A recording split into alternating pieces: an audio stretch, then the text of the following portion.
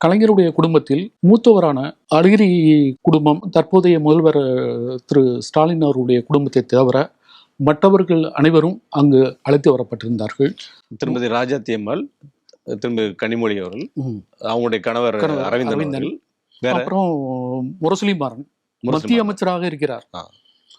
அவர், அப்புறம் தயலம்மாள், ராஜாத்தி அம்மாள், மூக்க தமிழரசு என்று பலரும் அங்கு வைக்கப்பட்டிருந்தார்கள். அவர்கள் உள்ளே காவல்துறையின் சித்திரவதையை அன்றைக்கு அனுபவிக்கிற லெவல்ல இருந்தாங்க. அன்னைக்கு அவங்களை எல்லாம் ரொம்ப மோசமா ட்ரீட் பண்றாங்க. அன்னைக்கு கடுமையான வசவுகளும் ரொம்ப நடத்தப்பட்ட விதம் பத்திரிகையாளரான ஒரு 2 பேர் நாங்கள் பார்வையாளர்களா முன்னாடி அந்த அந்த போலீஸ் நிலைய வாசல்ல நிறுத்தப்பட்டிருந்தோம். எங்களை உள்ள விடலை, அந்த மெயின் கேட்லேயே நிப்பாட்டியிருந்தாங்க.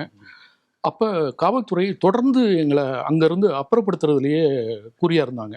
அதாவது அங்கே ஒவ்வொருத்தரையும் கடுமையான லெவலில் தாக்கியோ அல்லது அவங்கள அவ்வளவு கடுமையான வசவுகளை சொல்லி தான் அவங்க தயலம்மாள் முதற்கொண்டு எல்லாரையும் பிடிச்சி அந்த கதவை நோக்கி தள்ளி விட்டாங்க.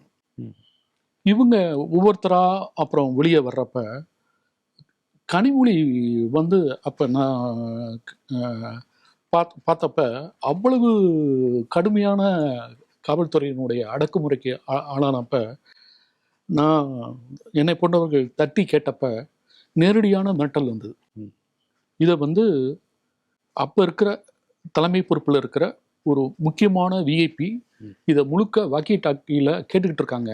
அதனால அதை நினைவில் வச்சுக்கோங்க, நீங்கள் இது முழுக்க எது இருந்தால் அரெஸ்ட் ஆகி உள்ளே போயிடுவ, அதனால இந்த விஷயத்த தலையிடாத அப்படின்னு அந்த அந்த உங்களுக்கு எதிரான அடக்குமுறைகள் தொடர்ந்து நடந்தது.